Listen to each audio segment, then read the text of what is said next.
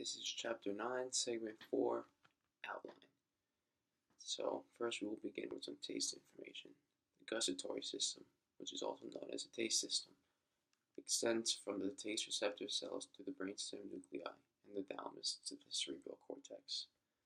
Figure 925. The passage from taste receptor cells on the tongue up through the vagus, glossopharyngeal, and the fascial nerve, then up the brainstem to the thalamus.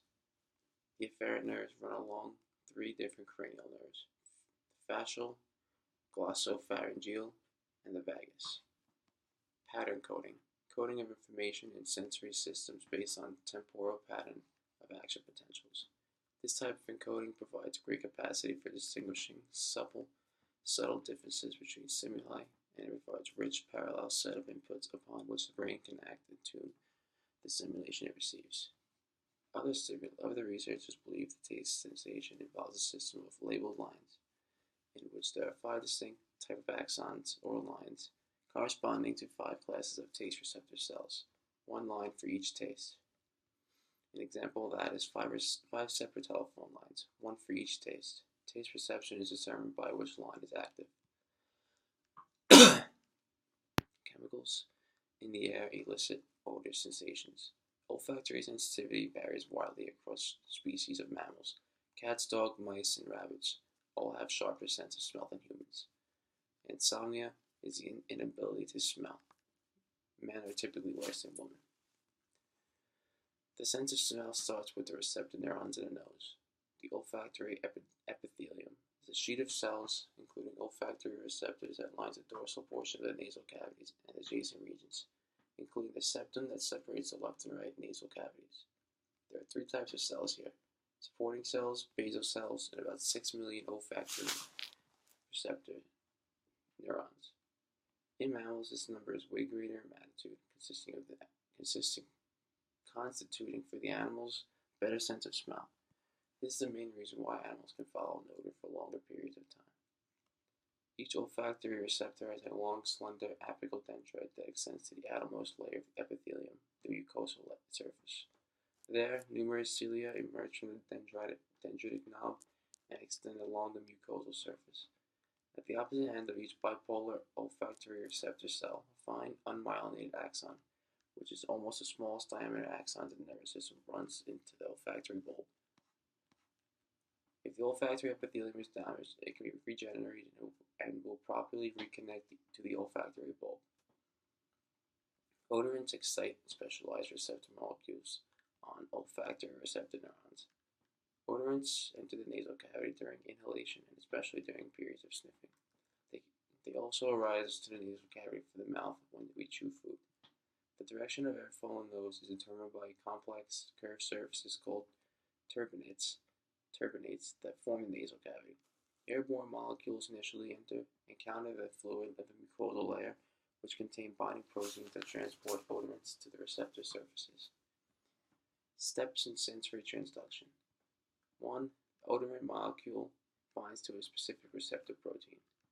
After that, the receptor odorant complex activates a G protein, which combines with the molecule GTP, displacing GDP. G protein alpha subunit dissociates and activates adenyl cyclase, which produces CAMP. Cyclic AMP, which is a second messenger, activates the gated ion channels for sodium and calcium ions. They enter the cell, making it depolarized, causing chloride channels to open, leading to further depolarization. Olfactory axons connect with the olfactory bulb, which sends its output to several brain regions.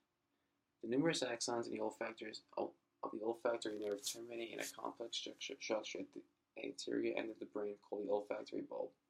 The olfactory bulb, in relation to the rest of the brain, is smaller in humans than in animals, such as rats, that depend extensively on olfaction. The olfactory bulb is organized into many roughly spherical neural circuits called glomeruli, in which each axon terminals with the olfactory receptor neurons in the synapse on the dendrites of specialized mitral cells of the olfactory bulb. Output from the olfactory bulb consists of axons and the mitral cells, which extends to a variety of brain regions: prepiform and antennae cortex, and the amygdala, and the hypothalamus. This close relationship between olfactory inputs and limbic system structures involved in memory and emotion may help explain the potent ability of odors to evoke strong nostalgic memories of childhood. Many vertebrates possess a vomeronasal system. Many vertebrates have a second chemical detection system that appears to specialize in detecting pheromones, the odor signals or trails that animals secrete.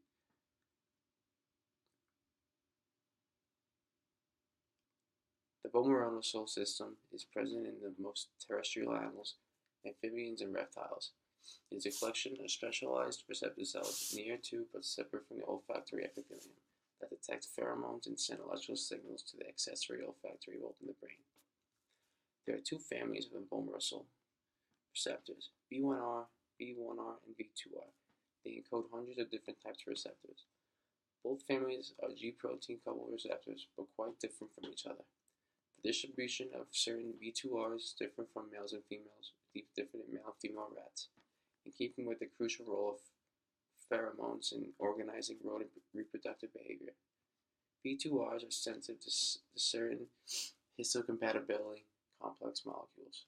Detection of MHCs is thought to be one of the main ways which animals can assess their degree of relatedness to other animals, which has implications of mating. And that concludes my Chapter 9, Segment 4 outline.